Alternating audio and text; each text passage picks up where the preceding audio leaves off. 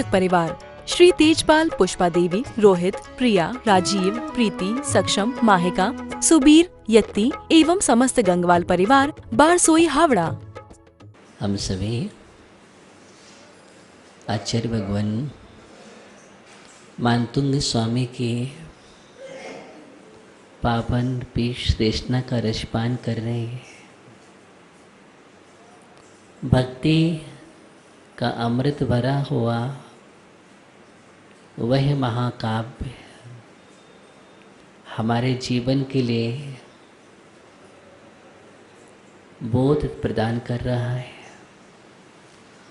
और बोध भी ऐसा नहीं सम्यक है, बोधि की ओर ले जाने वाला है और हमें प्रबुद्ध करने वाला है।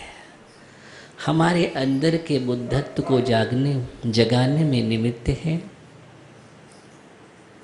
क्योंकि हमारी आत्मा अभी सुप्त है और सुप्त उपादान को जगाने के लिए जागृत निमित्त की आवश्यकता होती है।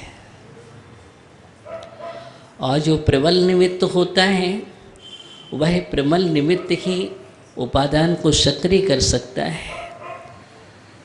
इसलिए आवश्यकता है उपादान की जागृति की, लेकिन उपादान जागे कैसे, अभी तक हमारे जीवन में ऐसा कोई निमित्त नहीं हुआ है। लेकिन आचार्य मानतुंग स्वामी की देशना इतनी प्रबल निमित्त है, इतनी प्रबल निमित्त है कि निश्चित ही जब जब हम भक्तामर महास्त्रोत को पढ़ते हैं तो हमारे अंदर कुछ ऊर्जा का संचार होता है, हमारा चित्त परिष्कृत होता है, चेतना जागृत हो जाती है, हमारे अंदर विशुद्धि जागृत होती है, एक आस्था का भी जागरण होता है इस स्तोत्र को पढ़ने से। जब पढ़ने से इतना होता है तो सुनने से, व्याख्यान से, उसके अंदर क्या रहस्य भरा हुआ है, एक एक शब्दों के गहराई में जाने से जो अर्थबोध होता है वो अर्थबोध परमार्थ की ओर ले जाने में साधन बनता है, निमित्त बनता है, हेतु बनता है, कारण बनता है। किसमें? क्या चीज? अर्थबोध। शब्द के अंदर जो गहराई है, आप तक आवाज पहुंच रही है? तो शब्द के अंदर जो गहराई है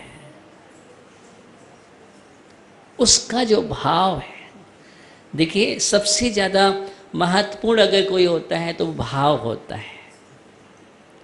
और अभी तक हम शब्द तक ही रहते हैं, शब्द में अर्थ क्या है और अर्थ में भाव क्या है। हम जब तक भाव तक नहीं जाएंगे तब तक स्वभाव में स्पर्श नहीं कर पाएंगे।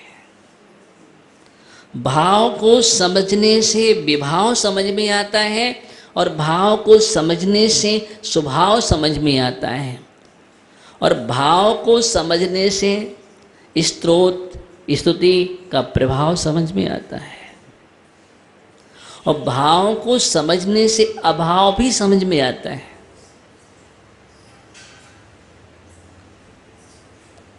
चार चीजें होते हैं: अभाव, भाव, विभाव, प्रभाव, स्वभाव, और हो गया।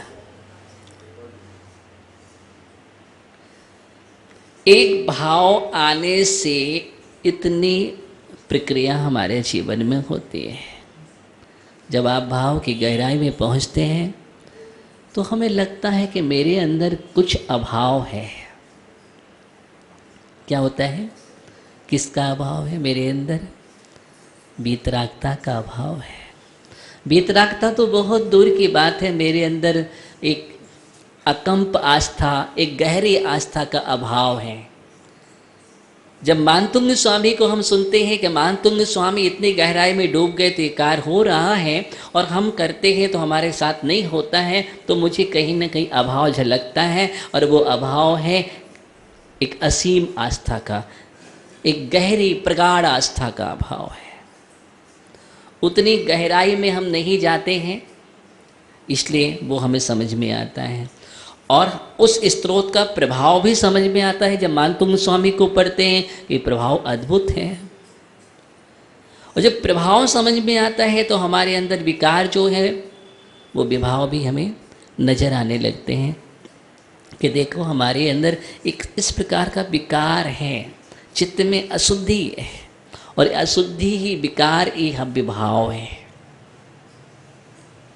और जब विभाव समझ में आता है तो समझ में आता है कि अब हम स्वभाव में स्पर्श नहीं कर पा रहे हैं, इनका अभाव करके स्वभाव में पहुँचेंगे।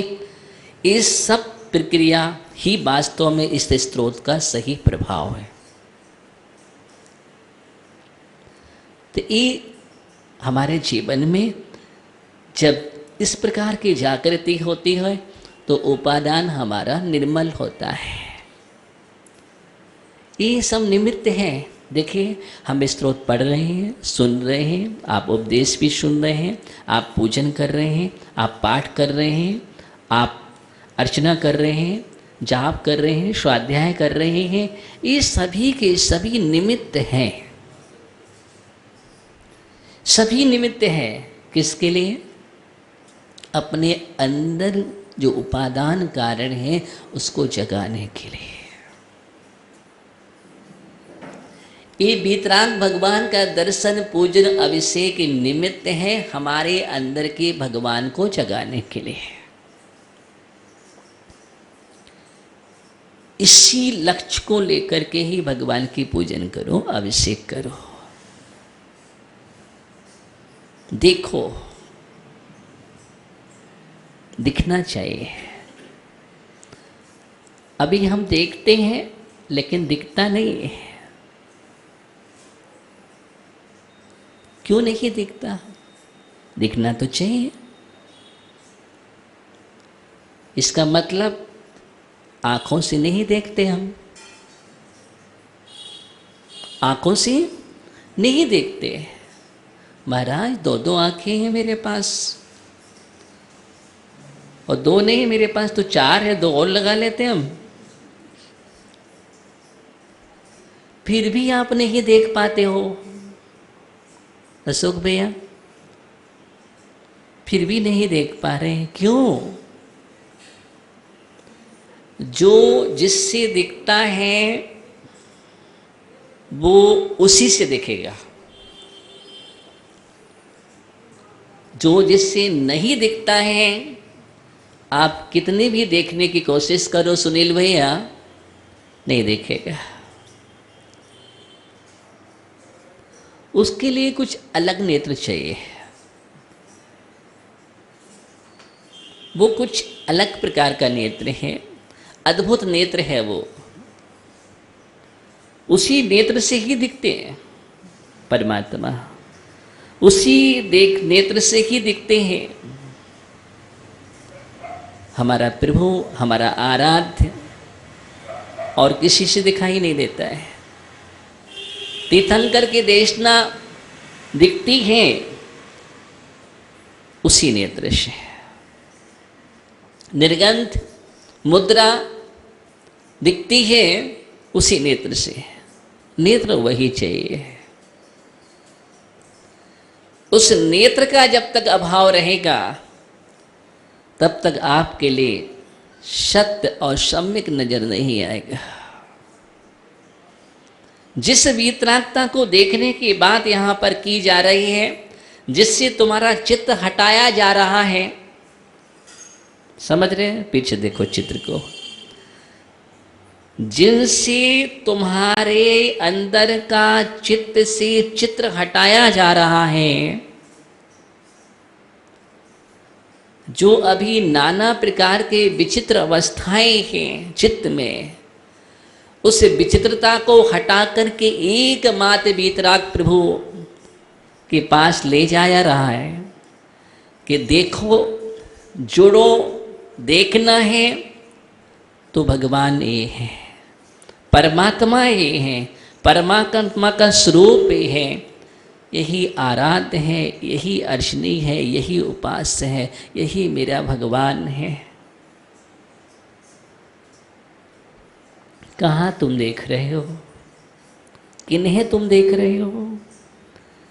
अभी तक तुमने भगवान को जाना ही नहीं है, पहचाना ही नहीं है। अभी तो हमारे नेत्र घूम रहे हैं, कभी इधर घूमते हैं तो कभी उधर घूम जाते हैं, कभी उधर घूम जाते हैं, लेकिन मानतुंग स्वामी की दृष्टि कहीं नहीं घूमने वाली। मानतुंग स्वामी राजा भोज को भी समझा रहे हैं और कभी कालिदास को भी संबोधन दे रहे हैं कि देखो ये वीतराग दृष्टि है, ये कहीं नहीं जाने वाली है। मैंने जान लिया है परमात्मा कौन होता है, आराध्य कौन होता है, भगवान कौन होता है। अब आप कितनी भी कोशिश करो, ये चित्त चलायमान होने वाला नहीं। किसको संकेत दिया है? मानतुंग आचार्य ने राजा को और कालिदास को, दोनों को समझाया और उसके माध्यम से हम सबको संबोधन दिया है। इस बात का ध्यान रखना। किसको दिया है?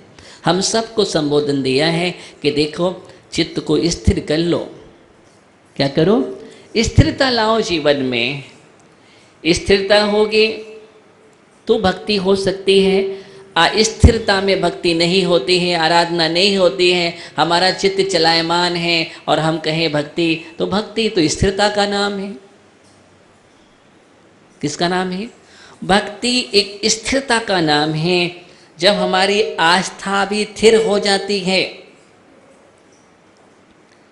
आस्था भी स्थिर हो जाती है, आस्था स्थिर हो जाना ही आप्त को पाना है।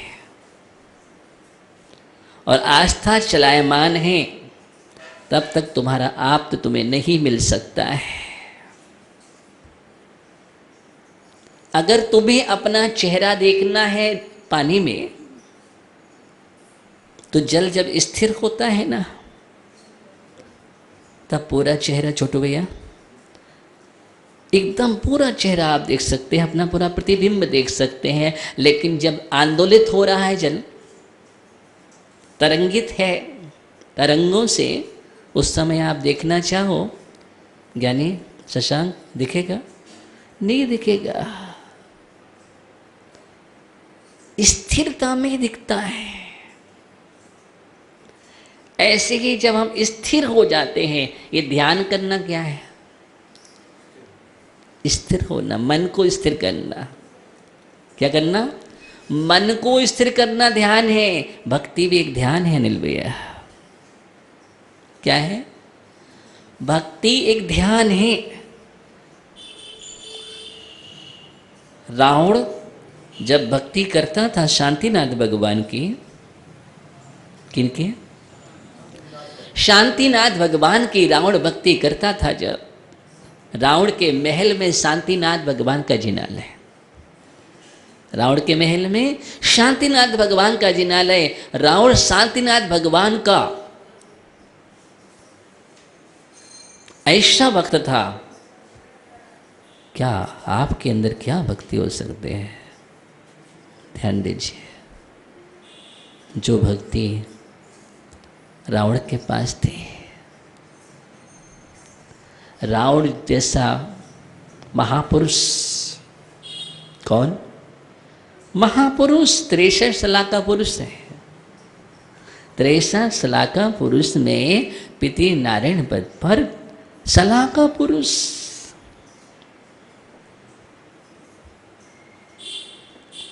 भविष्य का तीर्थंकर, आगे तीर्थंकर बनेगा जी।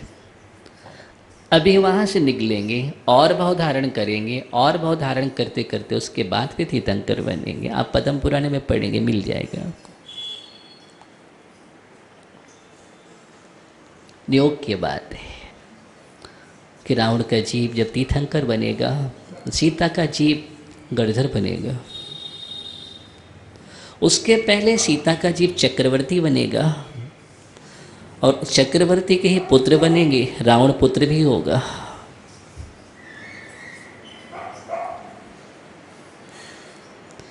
तो मैं बात कर रहा हूं आपको कि जब भगवान की भक्ति करने बैठता था रावण, एकाग्र हो जाता था, बीड़ा बजाता था और बीड़ा बजाते बजाते भक्ति में इतना थिर हो जाता था। अंतराल नहीं भक्ति में पड़ना चाहिए। अगर बीड़ा का तार टूट जाता है तो अपनी नस निकाल करके बांध लेता है, लेकिन बीड़ा में भक्ति में अंतर नहीं आना चाहिए।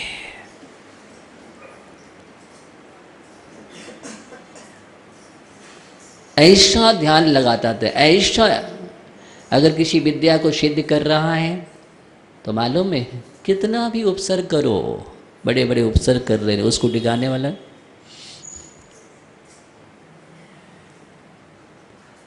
स्थिरता इस प्रकार होना चाहिए। मानतुंग स्वामी के लिए एकमात्र आदिनाथ भगवान दिखाई दे रहे हैं, और ना तो उनको ये दिख रहा है कि मैं कारागृह में हूँ, मैं बंदी गृह में हूँ, मुझे बेड़ियों से जकड़ा हुआ है, कुछ भी दिखाई नहीं दे रहा है। कौन दिखाई दे रहे हैं? एकमात्र आदि ब्रह्मा आदिनाथ भगवान। उनके ध्यान में वही है, और ध्यान में इतने गहरे डूबे कि भगवान की स्तुति करते करते अभी गुणों की ओर बढ़ रहे हैं। और गुण की चर्चा करते हुए, गुण ग्राहकता की चर्चा करते हुए आपको संबोधन दे रहे हैं कि देखो, इन गुणों को देखो। किसको देखो? इन गुणों को देखो। इन गुणों को देखोगे तब परमात्मा दिखाई देगा। और गुण भी ऐसे वैसे नहीं, जो गुण परमात्मा के परिचायक हैं। किसके? परमात्मा के परिचायक गुण हैं। इनसे ही पहचान होती है, और एक गुण से युक्त है। फिर आप किसी भी नाम से पुकारो, परमात्मा तो वही बीतरागी होगा। पुण्यार्चक परिवार श्री तेजपाल, पुष्पा देवी, रोहित, प्रिया, राजीव, प्रीति, सक्षम, माहिका, सुबीर, यत्ती एवं समस्त गंगवाल परिवार, बारसोई, हावड़ा।